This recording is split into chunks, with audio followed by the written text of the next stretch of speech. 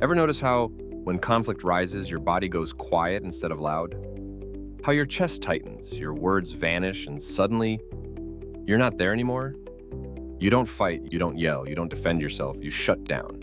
Not because you're weak, but because somewhere along the way, your nervous system learned that silence was safer than expression. You learned to freeze while others fought, to disappear while tension filled the room, to survive by becoming small. And here's the paradox that lives at the center of your life now. The very response that once protected you is the same one quietly costing you connection, intimacy, and voice today.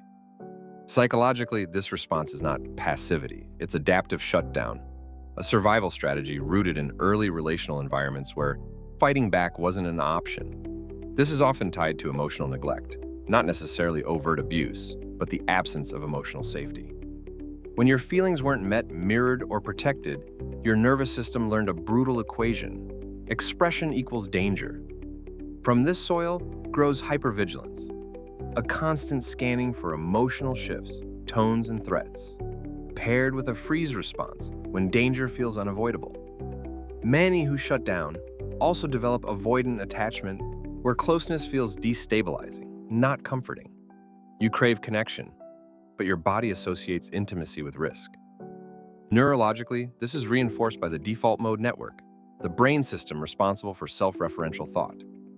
Over time, it becomes wired for internal retreat rather than external engagement, thinking instead of feeling, observing instead of participating.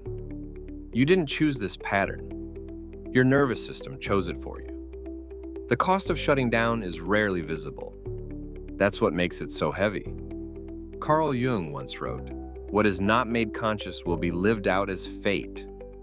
And for you, the unconscious pattern is silence.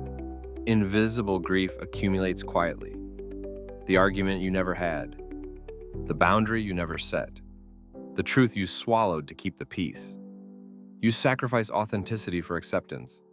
You trade aliveness for safety. The core fear underneath it all is not conflict. It's abandonment. The terror that if you speak, you'll be left. If you resist, you'll lose love. If you take up space, you'll be punished. So even ordinary moments become complicated. Even a neutral text, with no emotion attached, can trigger a shutdown response. A tone shift feels catastrophic. A disagreement feels like the beginning of the end. And slowly, life becomes something you endure, not inhabit.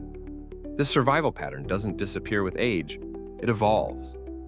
You might find that, in relationships, you shut down during conflict, then resent being unseen. In career, you avoid advocating for yourself, even when underpaid or overworked. In self-worth, you confuse being easy with being lovable. With boundaries, you freeze instead of saying no. In emotional regulation, you dissociate under stress instead of responding. In identity, you feel unsure who you really are outside survival mode. These are not flaws. They are coping mechanisms that worked once and now need updating.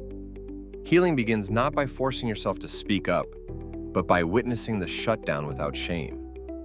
You don't gaslight yourself anymore. You get curious, because awareness is the doorway where unlearning begins. Healing this pattern is not about becoming aggressive or confrontational. It's about reclaiming choice.